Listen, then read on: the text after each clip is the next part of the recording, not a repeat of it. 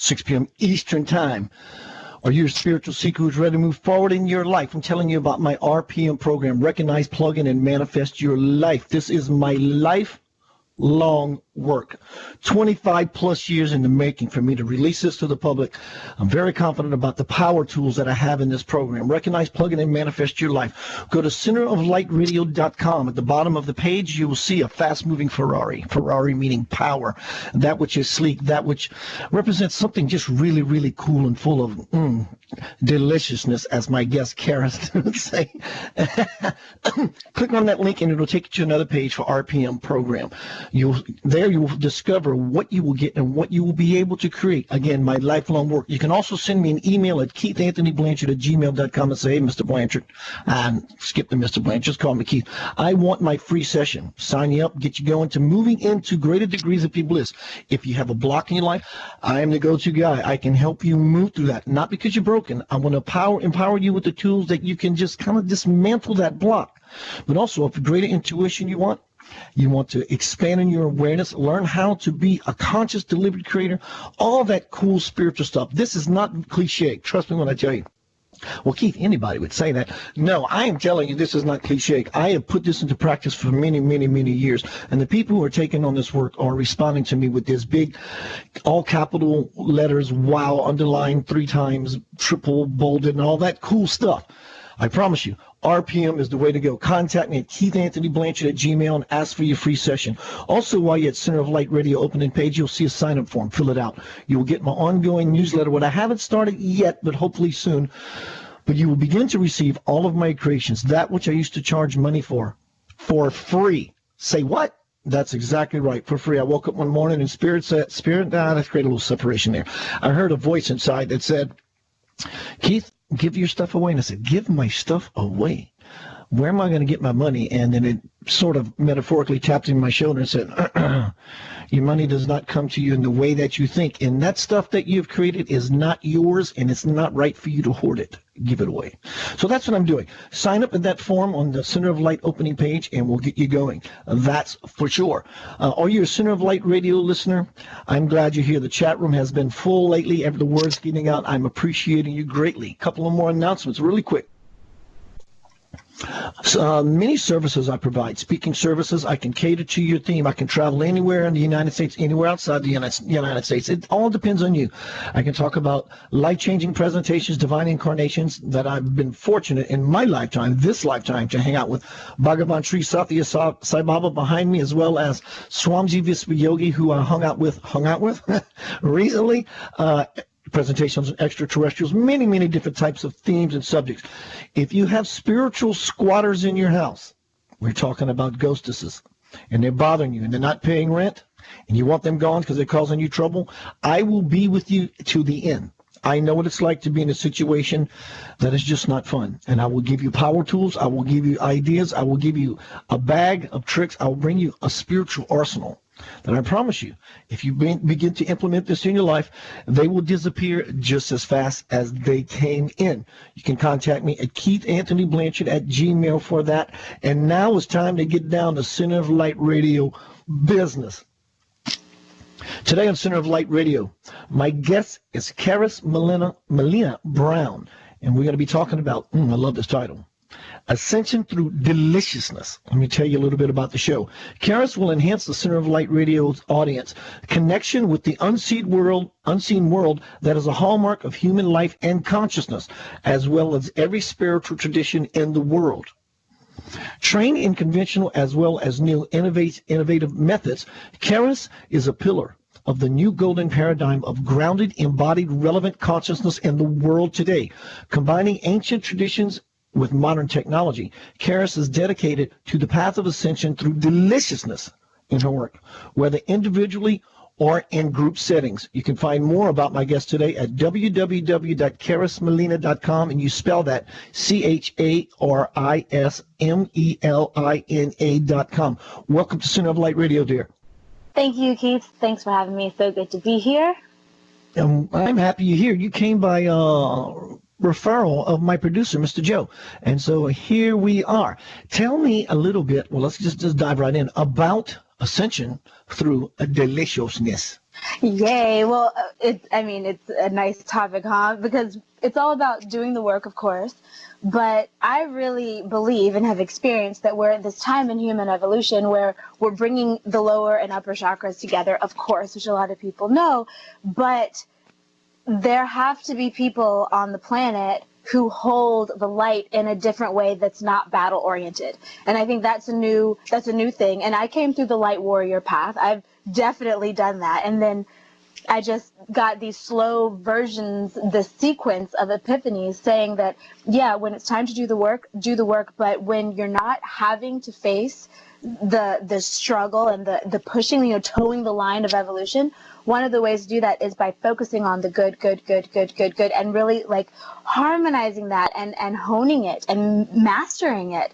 Because for all of the humans who are suffering in the world and beings who are suffering in the world, it's so important that we hold the other end of it, so somebody is. One of the things that I often found myself saying when I first started coming into the Ascension through Deliciousness paradigm was, a lot of people are praying to have the life that we live.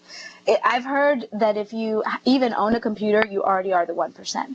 So if people are praying to live your life and you're not enjoying it, then what are they praying for? So somebody's got to hold down heaven. And the way that I think of Ascension through Deliciousness, and just in those tiny moments, when you're in the shower washing your hair, when you're eating some really good food, just allowing that to come and expand and expand and expand and expand, so you create this purifying field of positive energy embodied, not just popping out of your body and working on your light field, but embodying it and coursing it through and allowing yourself to be, like I said, a purifying, generative force in the world. And people can feel it. You'd be amazed to hear the responses from people who don't even believe in spiritual stuff. It's like, you came in the room and I felt amazing and I can't stop thinking about it. It's like, well, cool. It's because I do all these things every day and have for a decade and a half at this point. But yeah, it definitely works. And I think it's fun.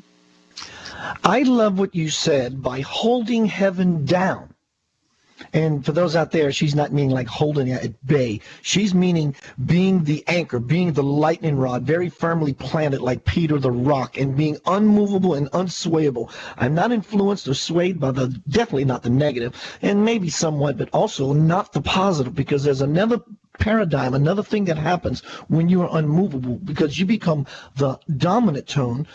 If you have that kind of spirituality about you, to hold that kind of light and anchor down, dear Lord, watch what happens to the room of the people that you're with. Yeah?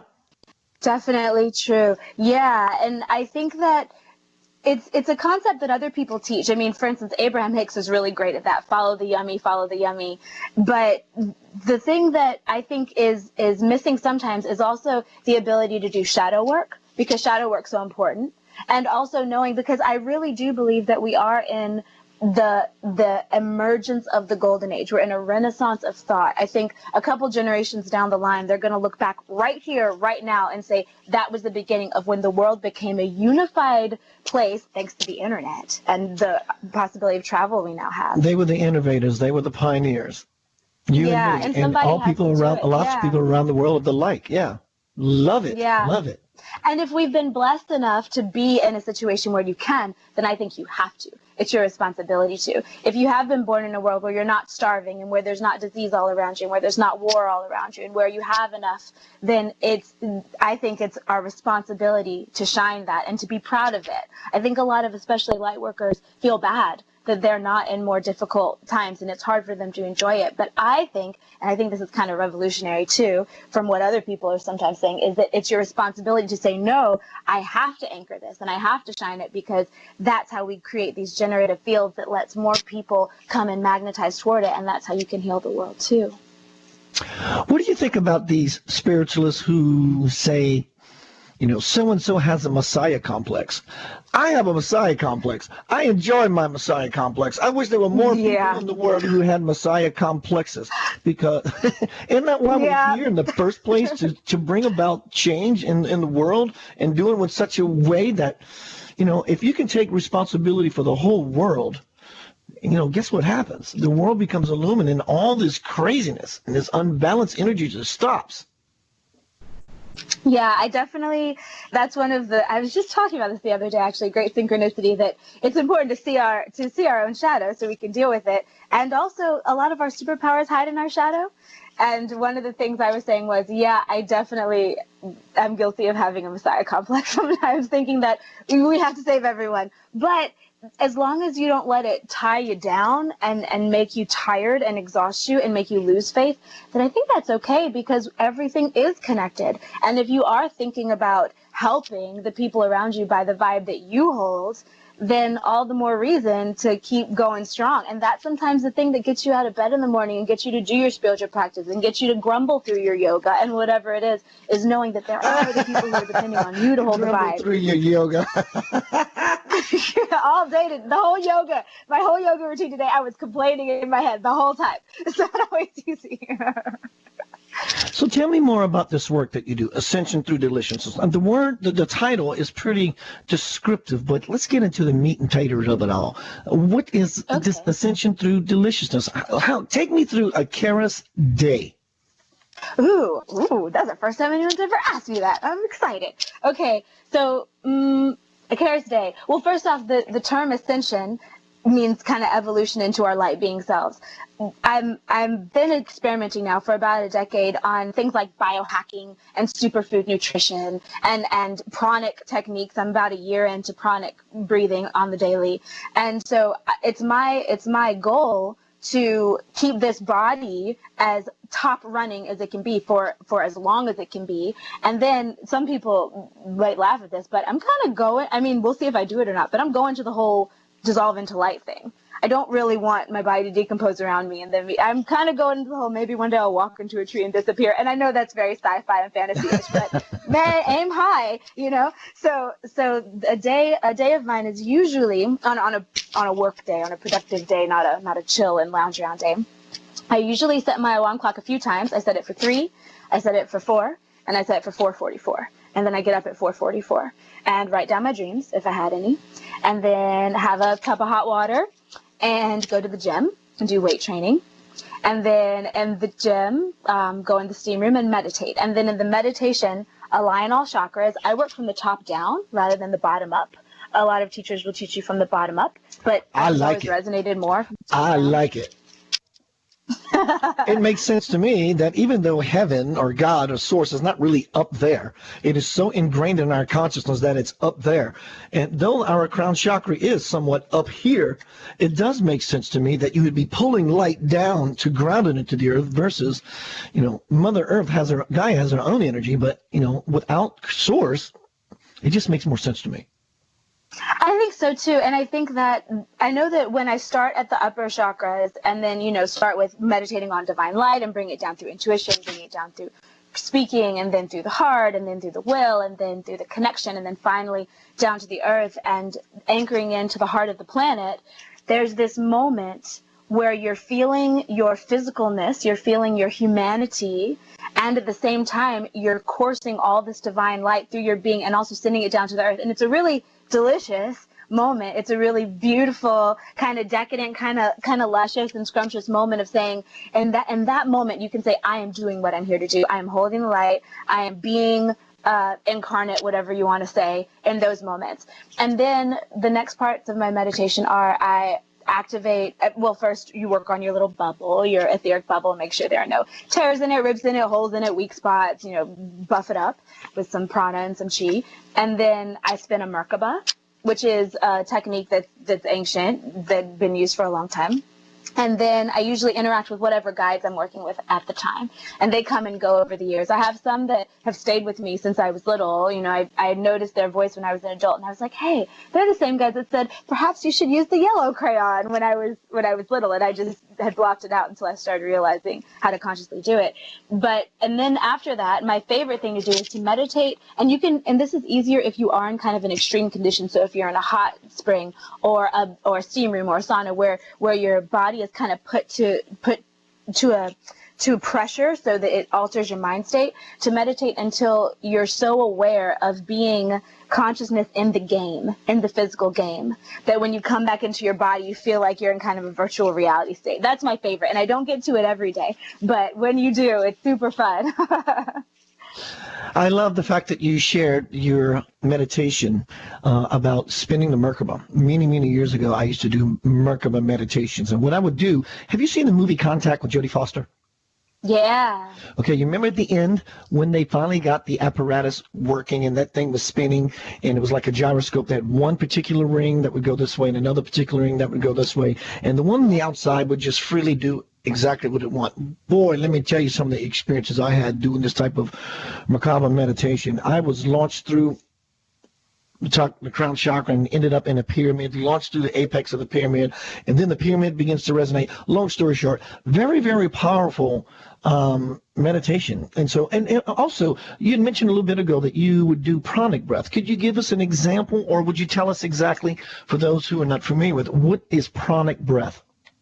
Okay, so prana it's another word for kind of divine source energy or chi. The way I usually visualize it is a kind of like white glowing plasma with rainbow glints so that it has all the colors of the spectrum. And the queen, the way I see it, the queen of pranic breathing and breatharianism is this woman named Jasmuheen. And she has so many meditations on YouTube that you can look up. Her name is Jasmuheen. And that's where I learned a lot of what I do now. And so really the way that it works is you slow your breathing, and with her technique you merge your inhales into your exhales. So there's never that pause when your lungs are full or empty. The moment that your lungs get empty, you start breathing in again. And the moment that they get full, you start emptying again. So it's kind of a circular breathing technique. Circular, yeah. And then you meditate so that you're imagining that each of your atomic situations in your body, each of your atoms, turn into a doorway, which they are, and that with your meditation, you are you're pulling in divine source energy. So it's basically the ultimate love, the ultimate nourishment, that divine, non-dualistic, pure parental God love that wants you to nourish, and that also makes up everything in reality. So it also makes up the physical body, and it can nourish you, and you intend that when you're pulling in that energy, you're being perfectly nourished by this pranic force, and you pull it in on the inhale, and then on the exhale you send it to all the cells of your body. You send it through your central nervous system, through your bones and your muscles and your lymphatic system, endocrine, whatever, all these glands and stuff. And then once your body gets full, you keep going, and when you inhale, you pull it in from your atomic structure, and when you exhale, you send it out to your aura. And then once that's full, you inhale again and into your atomic structure and send it out to the world. So you actually become a source of nourishment for the world, which is also how breatharians, some of them can go without eating. And the last I heard on that one, the number of people who can go without eating in this world is about 50,000. So it's more than one or two. Yeah, it's small when you're in the billions, but still, there are people doing it right now. Absolutely. And I've experimented with it a little. I think the body goes in like 7-year cycles, and 7 years before I found out about prana is when I started sun gazing and went raw vegan. And then I'm pretty sure, I'm hoping that in about 7 years from now, I'll probably be able to actually choose to go with or without food. I like to play with it a little, and I can do it for short periods. But then, if I get a signal from my body, hey, it's time to eat something, then I just do. So are you familiar with Daryl Brand? Daryl Brand is really, really big in stargazing as well as breatharianism. I just thought you might know him. Nice. Let me ask you this without being too personal. You don't have to answer. Sure. What decade were you born in? I was born in 1983. The reason I'm asking is because I definitely see the indigo in you. And the reason I'm saying, I would assume and bet that you didn't come through the spiritual path doing what you're doing by way of immense pain like many people. This is something you chose versus being painted in a corner and no way out except to do this particular work. Well, I think it was just so intense when it started. So it wasn't brought about by some big tragedy, but I didn't believe in any of it, and I did think I was losing my damn mind. I thought I was going crazy. And then I seriously did. And then I had a bunch of validation and synchronicity and stuff come from the outside world that made me realize that I wasn't imagining it, which thank goodness. And I've even been giving thanks in the recent years, so that thank goodness I wasn't born into a family that was afraid of it, that would commit me, stuff like that, so that I've had this time to figure out how it works and how to use it, and not constantly fighting with the people around me saying, no, it's real, because they've all had enough of their own experiences. And it kind of runs in my family subtly that they say, okay, that's fine. And also I've been proven right so many times by the world around that they know, okay, well, I'm not delusional and I'm not making things up. And it's just a specialization like any specialization, just a little bit more rare than some. Some people ask me all the time, and Keith, how do you know you're right? And I say, well, first of all, understand it's not an arrogance. It's not an arrogance. I'm right in the sense that you will know them by the fruit that they bear. So if I'm looking for a life of bliss, effortless ease, and you're looking for a life of bliss and effortless ease, it's right in the sense that if you want to be like those before you, you do the things like those before you do.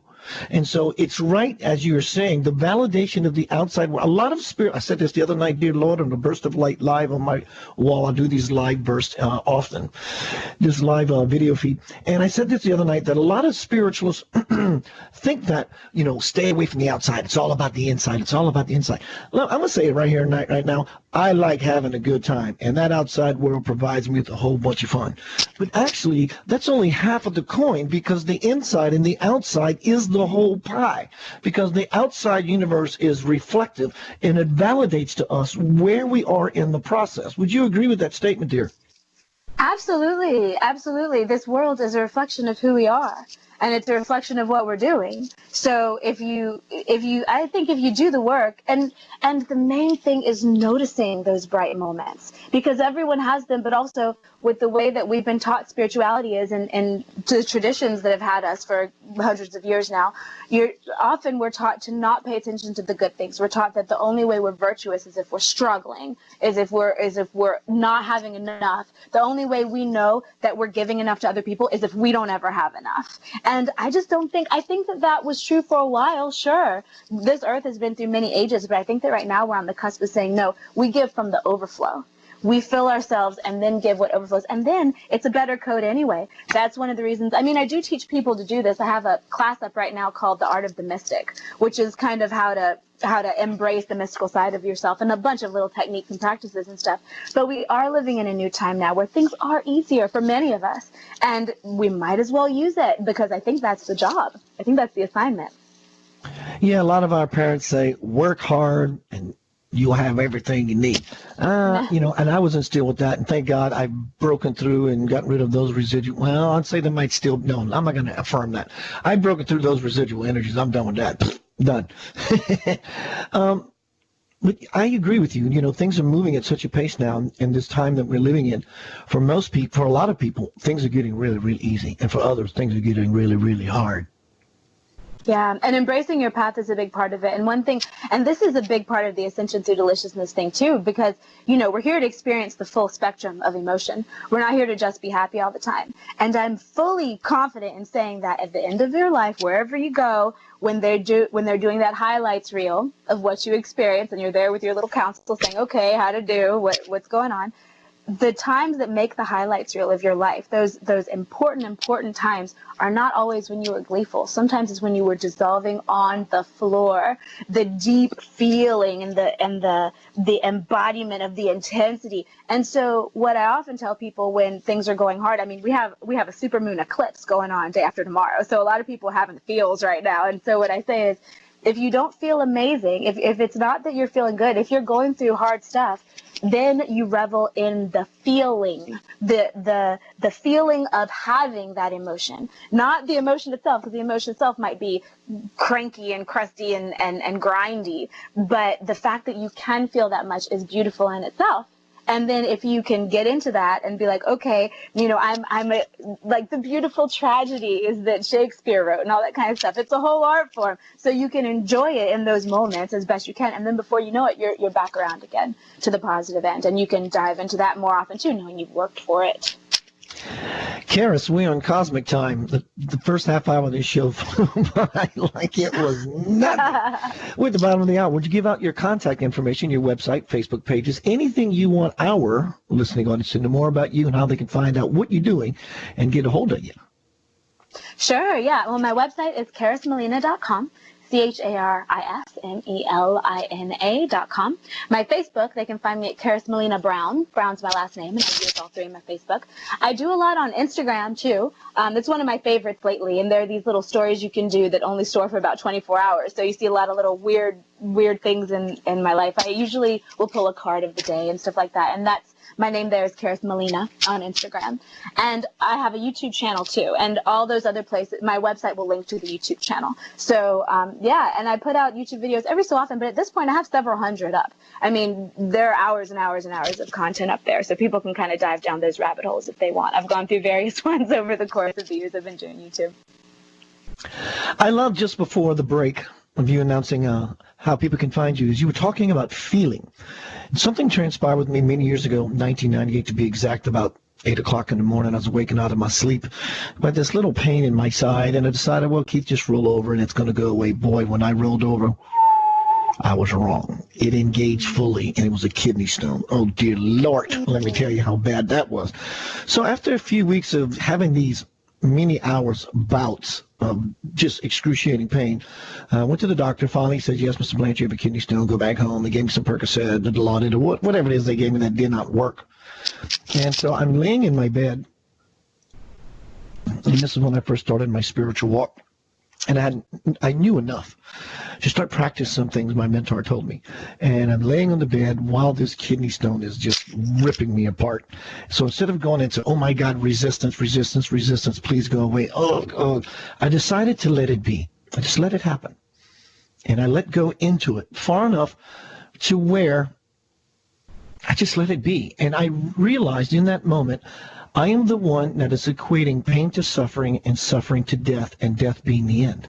And when I came to this realization, it stopped. I mean, this wasn't just like an aha moment. This was a serious aha moment. So much so it dissolved the stone, and I never used a screen. I used a screen, but I never found one.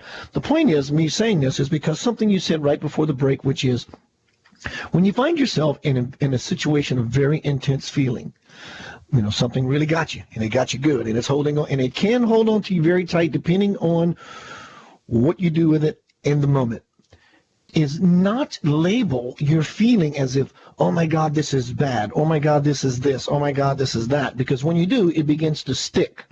What you tell yourself is, this is just intense feeling.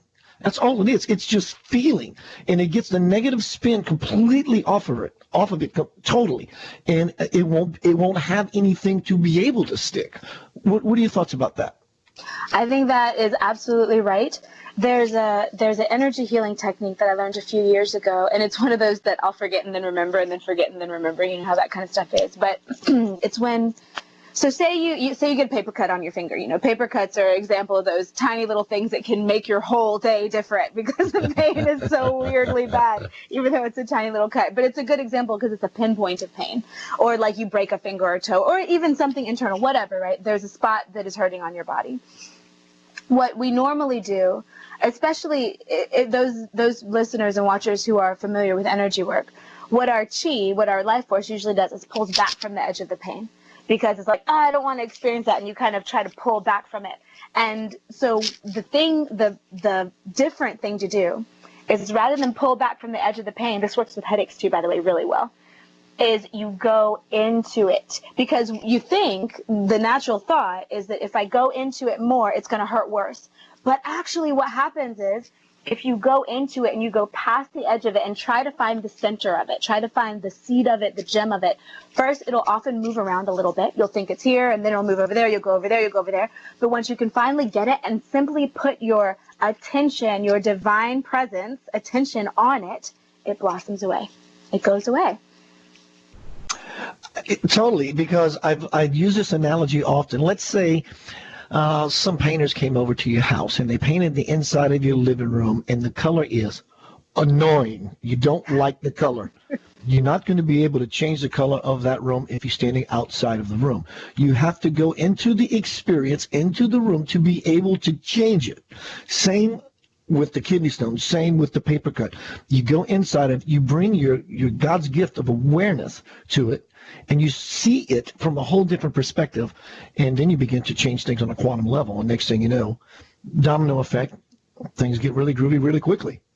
Yes, absolutely. And all of us has a thing that we struggle with in our lives, or a few of them. All of us has an Achilles heel that gets us from time to time, and it usually comes back and it'll change and whatever. But especially times like that, spots in our aura that are weak, either from traumas this life or other lives or all the above, all the more reason because you've been given it to experience it. So all the more reason to go into it, and that's how you can get these epiphanies and things that do give you miraculous healing without needing to necessarily go through all of the dragging yourself through the mud if you're resisting it and kicking and screaming and throwing tantrums about it. From the chat room, Adriana asked the question, how did you come up with the concept? I'm assuming she's meaning ascension through deliciousness. You know, I'm not really sure. I don't really know. It kind of just happened. Maybe it's your vibrational signature. I hope so. That would be nice. Yeah, I think, well, it was kind of rebellious when I started, because I kind of got sick of what I felt like was a rhetoric over and over of people holding themselves back, who I was seeing in the same field as me and thinking that they were virtuous of doing it. And so I started just practicing here and there, and then eventually it blossomed into a whole practice. Ursula from the chat room asked, how to make things efficient? Ooh, focus, streamline, get the gunk out, clear your space, meditate, exercise. How do you get the gunk out? How does one go about getting the gunk out? Obviously meditation. Is there anything else? Any other models you can offer? Exercise, absolutely. Exercise is one of the most underrated practices in the spiritual community, I think.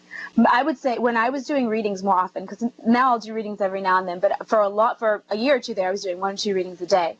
Probably the absolute most common thing that people's guides would say to me to tell was to work out your body. Everything's just easier when you're in better physical shape. When your muscles are stronger, you're always literally turning life force into physicality in every moment. And so when you're trying to manifest things, your chi is just a little more powerful. It's just easier to do. And also exercise is a great time that you can process, that you can just allow things to come through your field, and you're working out stress and you're working out whatever blocks that you've gotten. So it's kind of a golden key exercises for spiritual folk to come into the body and to like it here and to understand how to deal with this pressure and just the pressure of the world and stuff like that. So meditation, exercise, and there are a bunch of little techniques like smudging, like lighting sage and working it through. And also partnership is great, like friends, people you can talk to, and a lot of spiritual folks feel really isolated and alone, and that's why the internet is so great. But one thing I will say from all my travels, because I've traveled all over this nation, I haven't been out of the U.S. very often, but I've been all over this country, and what I have found is that there are many of us and we are everywhere. We're just so sensitive, and so we hang out in our house with our plants and our pets and our crystals because we can't deal with the world. But if you want to meet kindred spirits, just start setting the intention and sending up your little energetic beacon, and then you go to things that call you, and they will be there. You'll meet friends, and that's really nice. I like efficiency. We often are in our own way, and I understand the fact that you would pose, or anyone pose such a question, how do I get back into effortlessness? Well, that's just it. By taking on the idea of wanting or choosing to begin to play in the arena of effortlessness is the halfway point. Because you can never get the other half of the work done until one chooses, in this moment, I'm going to choose for the rest of my life effortless ease. And until you make that declaration, you ain't going anywhere. True. And another big thing is putting that practice in. I mean, when you get up in the morning and you don't have to choose to meditate just because you meditate every day, and you don't have to think about it, you don't have to decide and use that big willpower. And it takes about a week to turn over if you make yourself do something for about 7 days, even if it's just 2 minutes, 3 minutes of just sitting there and breathing and letting your inner world harmonize itself. Routine is one of the things that saves me, for sure, because I could be going through whatever I'm going through, but then I have the routine in place that then just also clears you out, dusts you off, and then you don't have to really choose. It just helps you run at kind of a higher state of efficiency and smoothness. Yeah, I love that. Meditation, if you can liken sometimes the turbulent waters here on earth, meditation brings the divine ocean. It calms the water. It calms the water so we're not so jittery, not so jumpy, not so reactive. In fact, when you punch your way through the ceiling of thought through meditation and you find yourself in that divine ocean of deafening silence, everything is not only possible, but you're able to hear your divine parent whisper sweet somethings in your ear, in your heart, because we got monkey mind devil on this shoulder and the angel on this shoulder. We know this is the devil, but are we absolutely sure that this angel on the shoulder is not the same devil in disguise? It's just noise. It's all just incessant, griping, bitching mind noise. And when we get out of that, duality, we're not seeking duality. We are right here. We're looking for wholeness. So meditation is that which will take you to the cosmic. It'll take you beyond it'll help you to tap into the divine source, which is infinite. That is an absolute fact. So people think that Tibetan Buddhists are doing meditation and prayer all day because they want to relax. These people are quite relaxed already. They're dropping into the cosmic dialogue. Yeah, one of the things that I found recently in that Art of the Mystic class that I taught, because like I told you, my meditation is full of stuff. I don't usually sit in the silence for all that long, because I just like to go and fiddle with a bunch of energetic things. But when I was teaching this class, I was going back to the rudimentary, like, okay, first thing you can do if you're just starting on a spiritual path, because the techniques I use I've used for years and years. So it takes a little while to get them all put together the way you like it. But what you can absolutely do first day is set your alarm on your phone, put your phone on airplane mode first, then set your alarm on your phone for 2 minutes. And just sit there and breathe for 2 minutes and try to listen to the space between the thoughts and behind the thoughts. Try to stretch out that time between your thoughts as much as you can. And I hadn't done that in a long time, because it's just been a while since I had. And what I thought, but I was making myself do it because I was making my students do it, and that was fair to stay on track with them.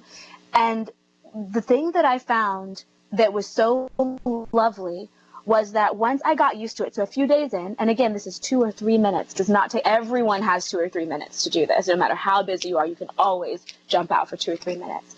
And what I found was, when I was in that place, when I reached that spot, and when my mind got used to it, so I wasn't fighting for it anymore, I was just able to go in like hot air balloon up there.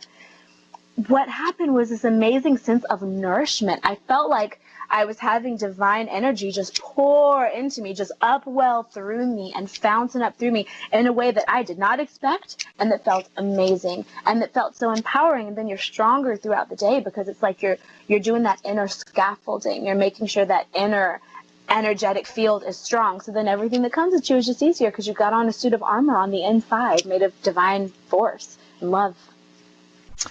I love that you said about meditation is to focus on the thought, the empty space between the thoughts. Listening audience, if you're out there, feel free to try this now or later.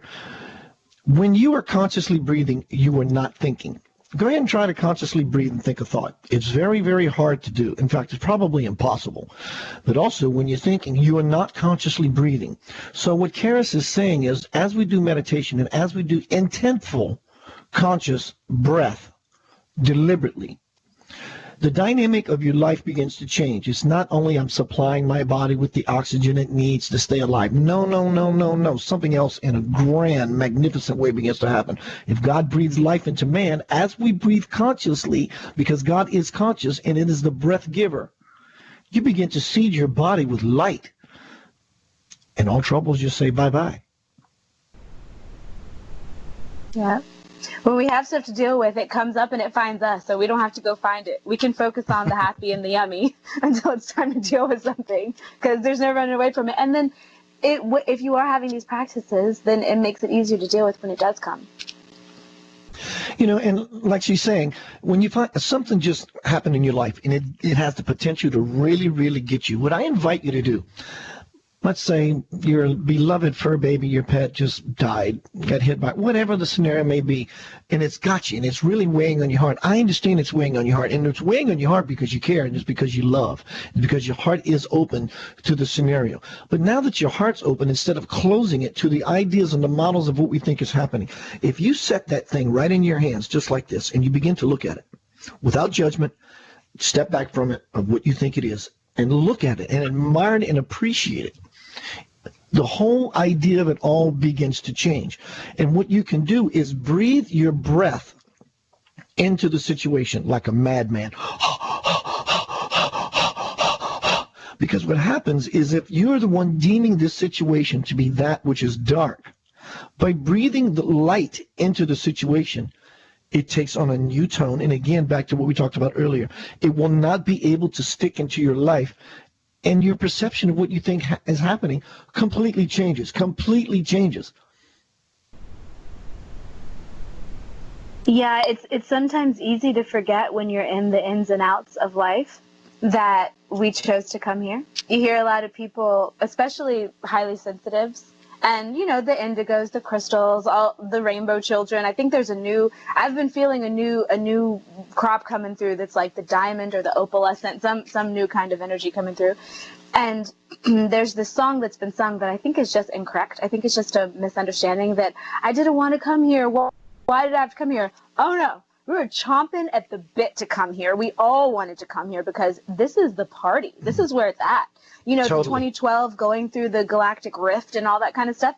We were alive for that. And now it's comparatively supposed to be smooth sailing from here because we were farthest away we could get from divine source. And now we're going back in. And so I have found huge differences. And again, I really believe that my little warrior self, the part of me that does like to get up in there, believes that it's our responsibility to shine. If we have the opportunity to shine, we have to shine, because if not, we're not giving credit to our Creator. I totally agree. There is new children coming in all the time. And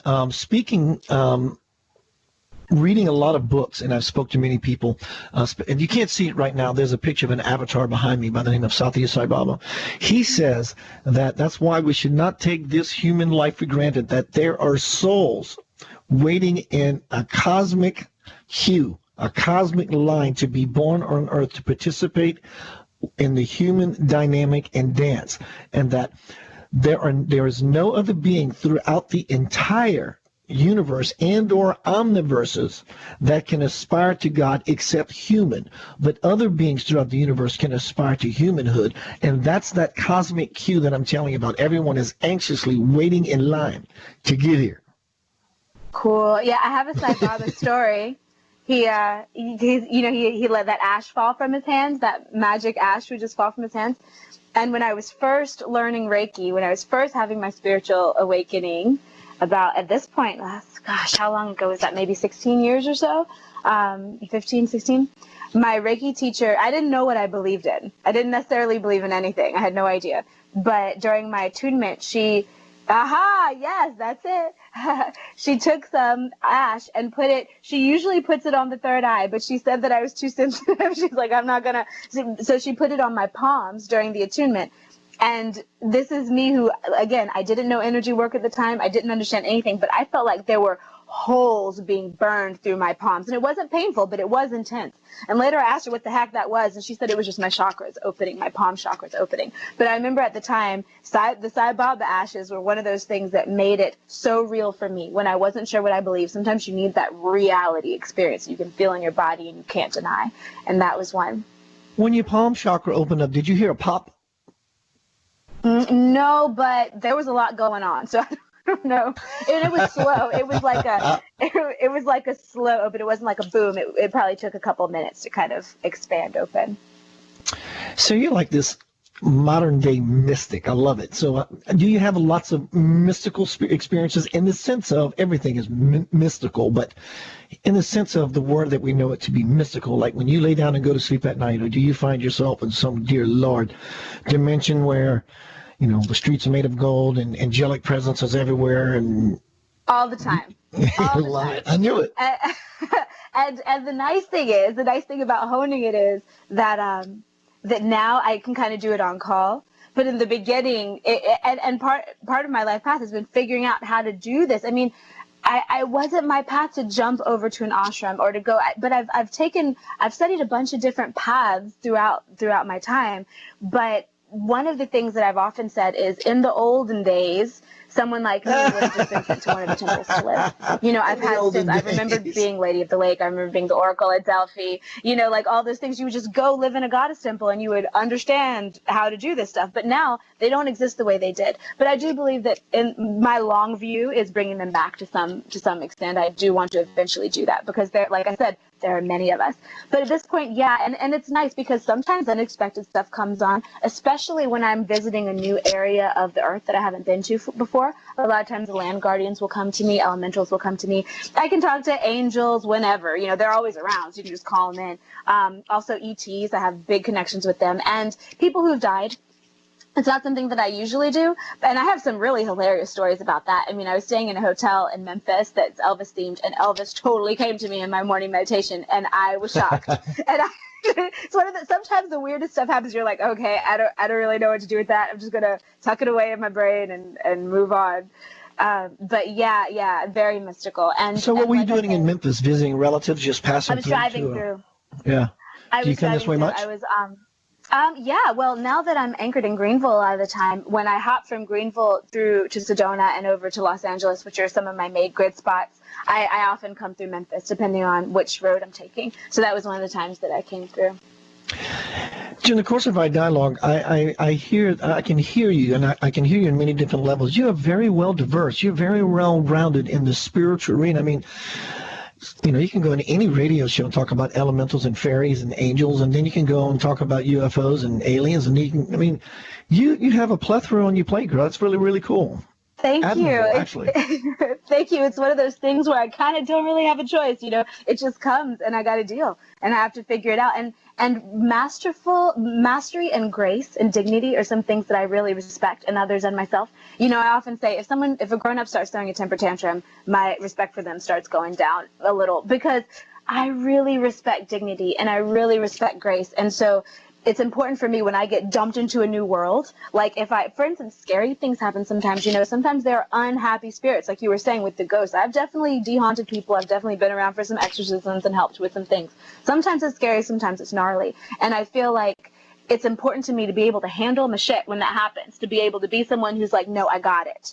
And in order to do that, you know, you got to work out to be strong. So that's why I feel like I've been through so many things, because when they come to me, I want to be able to deal. I don't want to run away. I want to be able to see, okay, and sometimes I can, in more recent years, I can handle it on my own. But in the beginning, I had mentors and cohorts and people that I would call and ask what to do. But now I feel like I've got my hand in enough pots that usually I can figure it out. Or I can call in a spirit guide that knows how to do it, and I can ask them.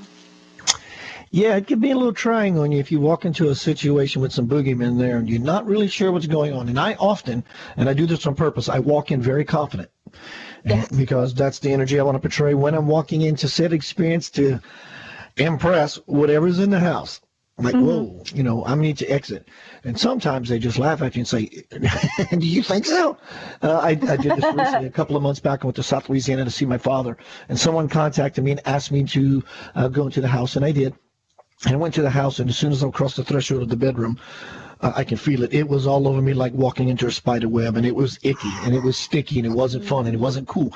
I didn't really go into fear mode. I was just like, all right, Keith, better put your best hat on. So I did, and I did not notice where it was coming from until my way out of the room, and there was this old mirror made of wrought iron. And they got this from supposedly antique shop. Passed down. Oh dear Lord, this thing was nasty. Your stuff. Smudge your stuff, people. Right. And so it can be trying. I mean, no, I don't know. I would probably, in fact, I probably would, because one, I'm declaring this publicly, so I have no other choice now.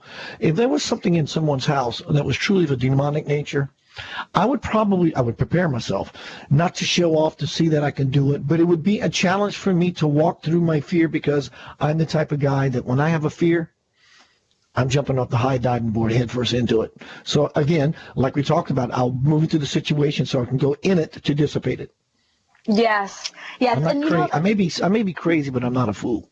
I like that. Yeah, well, we're all crazy. So, yeah, shadow integration is something that really helped me work with the darker entities, because now, I mean, granted, it would be different if someone's like, hey, this thing is tormenting my kid, will you help me clear it? Which has happened before, but it's been a few years since I've done that kind of work. Now I feel like I work more with what's called the grid, like the land itself, the city, the town, the neighborhood, the nature, whatever it is. So it's kind of a different realm. And I had some very shadowy beings come to me a couple years ago who needed help. They needed help with what they were dealing with. And so that really kind of spun my whole little light warrior, I bash up things, on its head, because I had to examine and say, wait a minute, do I truly believe that all beings are deserving of love? Or do I believe that the ones that agree with me are deserving of love? And so then I started to, but you got to draw strong boundaries because it's all about willpower. It's like, okay, no, I'll talk to you, but you can't take anything from me. I'm not giving you anything, but we can meet. And so now usually when I meet a big scary thing, if I'm driving across the nation, some huge elemental comes up. And one thing I've learned with a lot of, especially shadow beings, like you take the fairy realm. There are beautiful, sweet little flower fairies. And then there are big, scary, like cave things live down there. And they might not mean any harm, but the way they say hi is roar, because that's their language. So, when I find them, usually now that, of course, we're each the hub of our own universe. No one's more powerful than you in your universe. You're the God point. So that's what I always come back to is nothing's more strong than me. And also, I have a body. And so I already know how to generate matter better than whatever this thing is. But now they're no longer. That. Yeah, it's like, okay, leverage. So now when I meet something big and scary, usually it might give me a jolt, but then I'm like, oh, hey, you're cool. I'm like, well, how do you do what you do? This is how I do what I do. Check that out. I love it. I like, and I've learned so many cool things. And also it brings you, because one of the things that Shadow Being told me once that really gave me pause, because sometimes they'd say stuff and I could answer, boom, got the answer. But once in a while, they would bring me back an argument that I had to think about for days. Like, wait a minute, you're right. Like one of them said, you don't want to help us. You just want us to be like you. And I was like, wait, you might be right. Let me think about this. What can we keep from your paradigm that's cool, that's not this gnarly thing that you do that we don't want to keep? What can I respect and honor about you? And so one of the cool things that I learned about Shadow, it's still Ascension through Deliciousness, because it's finding the stuff that you like. So the light represents goodness. I mean, it respects rather goodness and kindness and love. The shadow represents strength. Does not care if you're nice, does not care if you're kind. It cares if you are strong. So the thing I like to do is be strong and nice. Not nice because I want to be cool in a hierarchy, but nice because I like to be nice. It's more fun. So for me, so it's really interesting to deal with beings that might look scary, but just because something looks scary doesn't mean it is mean. So, and especially in the beginning, though, I would say don't necessarily experiment with this if you're not sure. This is something I've learned over a long time. Right. So if you're worried, just throw up your light bubble, ask angels to come in, ask Archangel Michael to come clear out whatever needs to be cleared out, et cetera, et cetera. But now that I know I can do that at any time, I feel a little safer having dialogue. And be like, okay, ooh, you got me. What you got? Charis, we're at the top of, I hate to cut you off, darling. We're at the top of a hard hour. We are like 1 minute away from sign off. Thank you very much for being an empowering guest here on Center of Light Radio. You are always welcome back here. Thank you so much. This has been so much fun. I'll be chatting with you soon. Take care. Everyone, right. Charis Melina, you can find more about her at CHARIS Melina, MELINA.com. Next week on Center of Light Radio, my guest is going to be Mr. Michael Murdad, and he is very powerful in the spiritual arena.